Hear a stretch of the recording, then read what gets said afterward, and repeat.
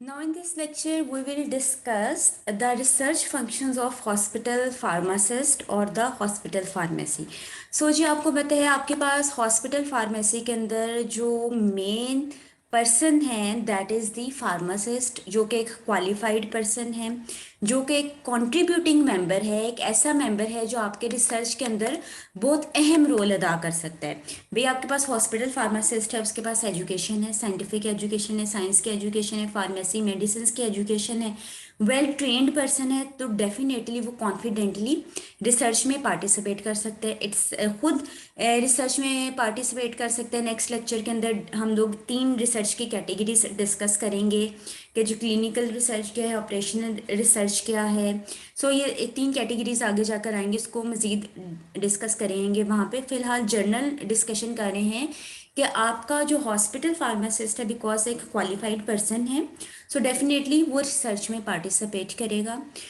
कैसे पार्टिसिपेट करेगा जी? उसको पता है कि उसका पर्टिकुलर हॉस्पिटल का पेशेंट एक थेरेपी ले रहा है, तो उस पर्टिकुलर ऑन गोइंग थेरेपी के ऊपर वो अपनी रिसर्च कंडक्ट कर सकता है। कैसे रिसर्च कंडक्ट कर सकता है? वो देखे कि आया कि मैं ये जो प्रोडक्ट मेरा पेशेंट ले रहा है, ड्रग मेरा पेशेंट ले रहा है, आया वो उसके लिए कन्वीनियंट है कि नहीं। अगर फॉर एग्जांपल कन्वीनियंट नहीं है तो वो सोचेगा जी मैं क्यों ना कोई नई नई डोजेज फॉर्म बनाऊं। ओके, वो एग्जिस्टिंग जो थेरेपीज चल रही हैं उसके ऊपर किसी किस्म की कोई रिसर्च कर सकता है, उसकी काइनेटिक स्टडीज फर्दर स्टडी कर सकता है। इसके अलावा आपका जो हॉस्पिटल फार्मासिस्ट है, दूसरे जो आपके हेल्थ केयर वर्कर्स हैं या मेडिकल प्रोफेशनल्स हैं, उनके साथ मिलके उनको सपोर्ट कर सकता है मज़ीद किसी भी किस्म की रिसर्च में। सो क्योंकि आपके पास हॉस्पिटल फार्मेसी है, इसके अंदर आपके पास इक्विपमेंट्स हैं, मेडिसिन है, सो हॉस्पिटल फार्मासिस्ट एक ऐसा इंडिविजुअल है आपके पास हॉस्पिटल के अंदर जिसके पास सारे रिसोर्सेज अवेलेबल हैं जो कि एक फार्मेसी डिपार्टमेंट के अंदर होने चाहिए। सो ये उसके पास एक एज है। फॉर एग्जांपल अगर मैं बात करूँगी कि एक प्राइवेट इंस्टीट्यूट है, एक गवर्नमेंट इंस्टीट्यूट है, तो गवर्नमेंट इंस्टीट्यूट को एज ये है जी उनके पास इक्विपमेंट्स भी ज़्यादा हैं क्योंकि गवर्नमेंट उसको फंडिंग प्रोवाइड कर रही है। सो इसी तरह अगर मैं बात करूँ जी, मेरे पास एक फार्मासिस्ट है जो कि इनिशियल स्टेजेस में है, प्राइवेट यूनिवर्सिटी का स्टूडेंट है, लेकिन मेरे तरफ पास दूसरी तरफ एक फार्मासिस्ट है जो कि हॉस्पिटल सेटअप के अंदर काम कर रहा है। तो डेफिनेटली वो फार्मासिस्ट जो हॉस्पिटल सेटअप के अंदर काम कर रहा है उसके पास रिसोर्सेज की अवेलेबिलिटी ज़्यादा है। कैसे अवेलेबिलिटी ज़्यादा है जी? उसके पास वेल इक्विप्ड फार्मेसी, एक स्टीराइल एरिया उसके अंदर मौजूद है जहाँ पे वो फॉर्मुलेशंस कर सकता है। जी अगर वो सोच रहे हैं कि मैंने न्यू प्रोडक्ट्स डिज़ाइन करनी है, तो डेफिनेटली उसके पास एक स्टीराइल एरिया है, प्रोडक्ट्स अवेलेबल हैं, उसके ऊपर चाहे तो जितनी मर्जी रिसर्च करें। सो इस रिसर्च वर्क में आपका जो हॉस्पिटल फार्मासिस्ट है वो एज अ प्रिंसिपल इन्वेस्टिगेटर भी काम कर सकता है एंड एज अ को इन्वेस्टिगेटर भी काम कर सकता है। सो अगर आपने अक्सर देखा हो कि आपके पास अगर गवर्नमेंट के कोई रिसर्च प्रोजेक्ट आए हैं तो उसके अंदर पर्टिकुलरली मेंशन किया जाता है कि जी आप बताएं कि आप प्रिंसिपल इन्वेस्टिगेटर हैं या को इन्वेस्टिगेटर हैं। अगर आप प्रिंसिपल इन्वेस्टिगेटर हैं तो आपके को इन्वेस्टिगेटर्स कौन से हैं? सो ये टर्म क्या चीज़ है जी? प्रिंसिपल इन्वेस्टिगेटर वो इन्वेस्टिगेटर है जो वो रिसर्चर है जो उस पर्टिकुलर प्रोजेक्ट में या उस पर्टिकुलर रिसर्च के अंदर एक मेन लीड है, एक सिग्निफिकेंट कंट्रीब्यूटर है जो 100% अपना दे रहा है उसके अंदर। जबकि को इन्वेस्टिगेटर को कौन है? जो कि एक पर्टिकुलर परसेंटेज ऑफ टाइम अपना दे रहा है उस पर्टिकुलर प्रोजेक्ट को। ऐसा फॉर एग्जांपल अगर मैं बात करूँ, प्रिंसिपल इन्वेस्टिगेटर 100% अपना टाइम दे रहा है तो उसके कंपैरेटिवली जो को इन्वेस्टिगेटर है he is just giving his 60% of the time. So अब जी आपकी फार्मास्यूटिकल में कैसे रिसर्च कर सकता है आपका हॉस्पिटल फार्मासिस्ट? वो पैकेजिंग से रिलेटेड कोई रिसर्च कर सकता है। अच्छा ये पैकेजिंग बेहतर है, पर इस पर्टिकुलर मटेरियल की पैकेजिंग बेहतर है, डिस्ट्रीब्यूशन कैसे करनी है जी? अगर आप पहले देखें आपके पास सिस्टम था कि वार्ड स्टॉक करते थे, ठीक है, फ्लोर स्टॉकिंग सिस्टम था। आहिस्ता आहिस्ता आप यूनिट डोज डिस्पेंसिंग की तरफ आए, तो ये एक इनोवेशन थी, एक रिसर्च थी, आखिर किसी ने सोचा तो आप इस स्टेप की तरफ आए। सो डिस्ट्रीब्यूशन से रिलेटेड किसी किस्म की कोई रिसर्च कर सकता है, मैन्युफैक्चर से रिलेटेड कोई रिसर्च कर सकता है। अच्छा जी फॉर एग्जांपल मेरा पेशेंट है वो जनरल टैबलेट से वो कन्वीनियंट नहीं है, तो क्यों ना मैं एक नए डोजेज फॉर्म की तरफ जाऊं। देन वो जी और मजीद रिसर्च कर सकता है कि जी ये एक पर्टिकुलर फार्मास्यूटिकल प्रेपरेशन है, उसके लिए ठीक है ये स्टोरेज कंडीशन मेंशन है, लेकिन हम एक बेहतर स्टोरेज कंडीशन की तरफ जा सकते हैं।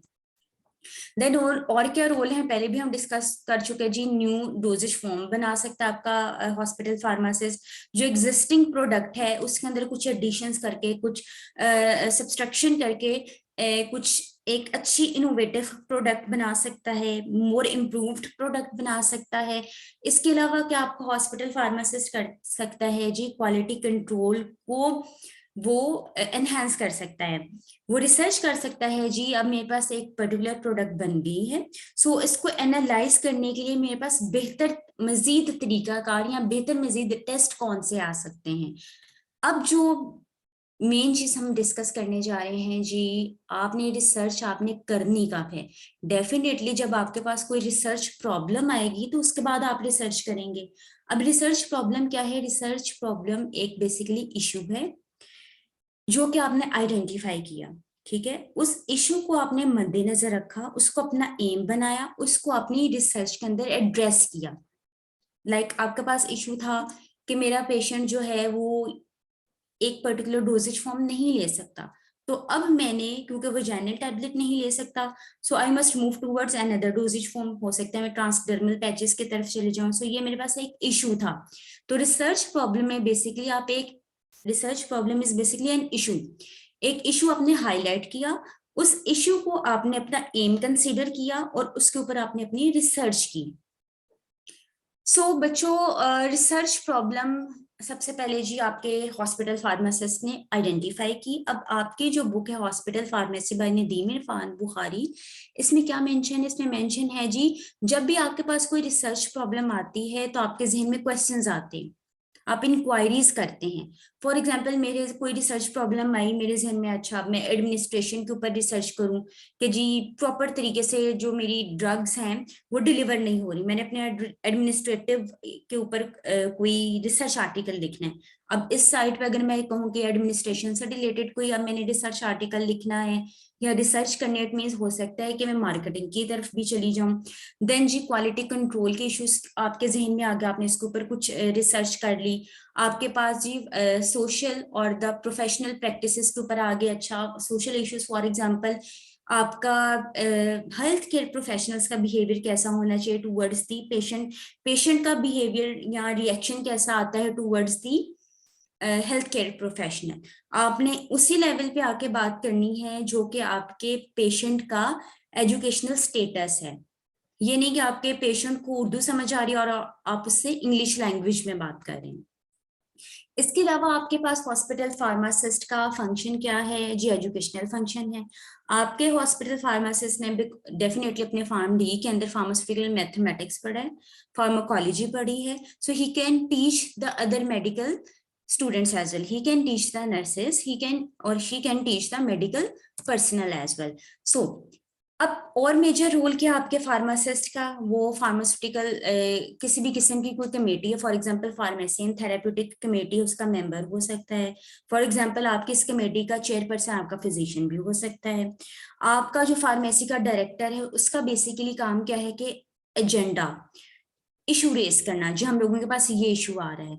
आपका क्लिनिकल फार्मासिस्ट भी इस कमेटी का मेंबर हो सकता है। अब यहाँ पे मैंने टर्म इस्तेमाल कर ली क्लिनिकल फार्मासिस्ट। बच्चों अब डिफरेंस क्या है क्लिनिकल फार्मासिस्ट और हॉस्पिटल फार्मासिस्ट में। आपका जो, अगर आपने क्लिनिकल फार्मेसी डेफिनेटली पढ़ी है, अब हॉस्पिटल फार्मेसी पढ़ रहे हैं तो आपको अंदाजा है जी क्लिनिकल फार्मेसी में क्या था। आपका जो फार्मासिस्ट है उसका बेसिक काम क्या था कि पेशेंट के साथ डील करना, पेशेंट के साथ इंटरेक्ट करना। वो ज्यादा से ज्यादा पेशेंट के साथ किस तरीके से इंटरेक्ट करता है कि आपका क्लिनिकल फार्मासिस्ट डॉक्टर्स के साथ राउंड पे भी जाता है, वार्ड्स की राउंड पे जाता है, डॉक्टर को असिस्ट करता है, पेशेंट्स को प्रिस्क्राइब भी कर रहा है, ठीक है। जबकि उसका उस क्लिनिकल फार्मासिस्ट का काम नहीं है कि वो हॉस्पिटल फार्मेसी के अंदर बैठे, हॉस्पिटल फार्मेसी का किसी किस्म का रिकॉर्ड मेंटेन करे। जबकि हॉस्पिटल फार्मासिस्ट नो डाउट आपके फिजिशियन को गाइड कर रहा है, उसके साथ भी कंसल्टेशंस दे रहा है, लेकिन ऐसे उस लेवल पे नहीं जिस लेवल पे क्लिनिकल फार्मासिस्ट दे रहा है। मेन रोल आपके हॉस्पिटल फार्मासिस्ट का क्या है? डेफिनेटली ड्रग्स को डिलीवर करना, मेडिसिन को डिलीवर करना, लेकिन ज्यादा से ज्यादा वो अपना वक्त जो है वो स्पेंड कर रहा है आपके हॉस्पिटल फार्मेसी के अंदर, रिकॉर्ड मेंटेनेंस के अंदर, एडमिनिस्ट्रेशन के अंदर, मेडिकेशन की प्रेपरेशन के अंदर। जबकि आपका क्लिनिकल फार्मासिस्ट का कोई लेना देना नहीं है कि जी वो हॉस्पिटल फार्मेसी के अंदर बैठ के फार्मेसी का रिकॉर्ड बना रहे हैं, बल्कि वो डॉक्टर्स को ज्वाइन कर रहा है during their visit to the wards.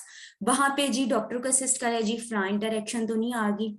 आपके पेशेंट अगर डॉक्टर की फॉर एग्जांपल अवेलेबिलिटी नहीं है, तब आपका क्लिनिकल फार्मासिस्ट अगेन वार्ड के राउंड कर रहा है, वहां पे पेशेंट को असिस्ट कर रहा है रिगार्डिंग द मेडिसिन के। अच्छा, आपने इस टाइम पे मेडिकेशन लेनी है, फॉर एग्जांपल ये पर्टिकुलर ड्रग है, दूध के साथ नहीं लेनी, पानी के साथ लेनी है, ड्यूरिंग मील लेनी है, आफ्टर मील लेनी है।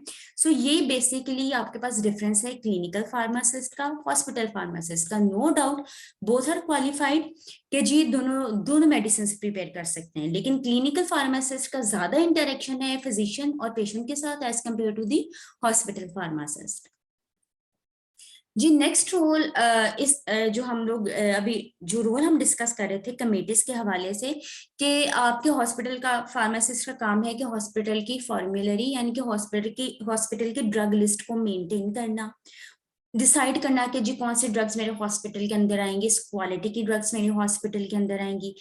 एक मेन इंपॉर्टेंट रोल जो इधर मेंशन है कि और किस कमेटी का मेंबर हो सकता है आपका हॉस्पिटल फार्मासिस्ट, एक तो होगी फार्मेसी एंड थेरेप्यूटिक कमेटी, दूसरी होगी हॉस्पिटल फॉर्मुलरी कमेटी, तीसरी आपके पास जनाबे वाला आगे invest the committee that is looking after the investigational drugs.